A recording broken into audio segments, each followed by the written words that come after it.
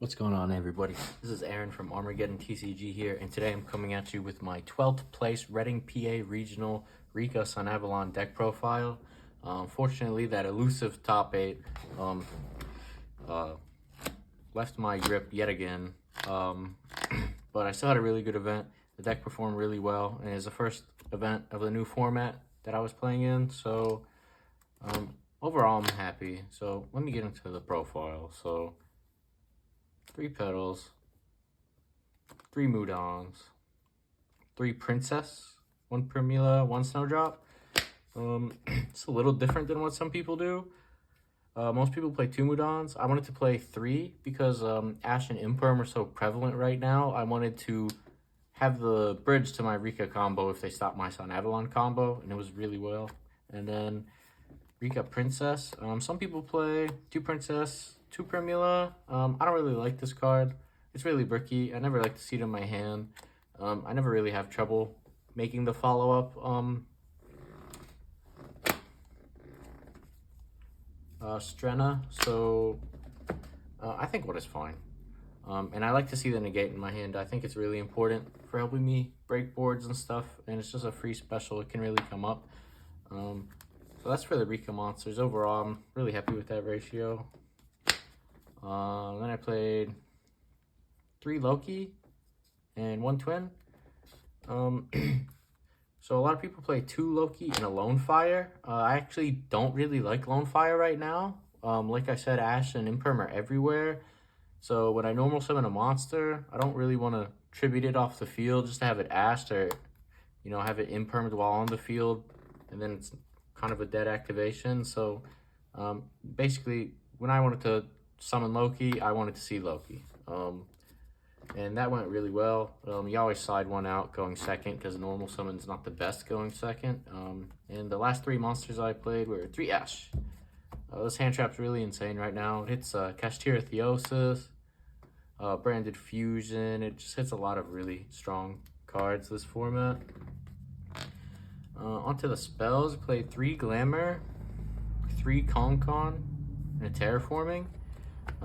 The reason I'm still playing Terraforming, even though we no longer have Mystic Mind in the deck, is because it's just, Concon is just one of the best board breakers, especially going into Kashtira. Just being able to tribute off the Shangri-La and get your zones back, or, activate this and force a Rise Heart to banish it face down, because it's just such a scary card that can deal with any monster threat. But otherwise, it's standard. I really like that ratio. 3 Unexpected Eye. It's the best card in the deck. It allows you to go full combo without normal summoning. It's really strong. 2 Sowing. You have to play 2 Sowing. It's not my favorite, but the second one just comes up so much. In my round 4 match, I was actually going game 2, going second into a Sprite board where he was able to make Toad. And I happened to have one of these in my hand already, and I was able to get the second one to my hand with Dryas. So I activate, he negates it, and this is a hard once per turn activation, so I was able to activate it again and end up going full combo still through a Toad. So that was really cool. 1 for 1, Call by the Grave, not much to say here. One of the MPPs of the deck, Tactics. Ideally, this might be like 2 Thrust in a Tactics, but I wasn't able to get Thrust for the tournament or test it very much, so I just went with 3 Tactics. I'm really happy with how it performed. This card is very strong, especially because people don't really know how to hand trap our deck properly, and even if they do, sometimes just the drawing 2 or ripping your opponent's hand so you can safely combo off is just so crazy. I would not cut this anytime soon. That's it for the spells. So for the traps, 1 Sheet, 3 Imperm, and 3 Evenly Matched. Not much to say about these. They're standard. Evenly Matched in the main deck was a choice I made. It used to be Dark Ruler No More back in Power of the Elements format, but because the card's not really as good now as it once was, Evenly Matched has just been insane, especially because Sprite's not making Toad very often. Kashtira really can't do anything about this. And if they play Adventure, you can force out the Griffin in a lot of different ways. And then evenly, and they just get left on a token, and then they're definitely cooked. So yeah, evenly in the main deck right now just seems so crazy. It's been so powerful.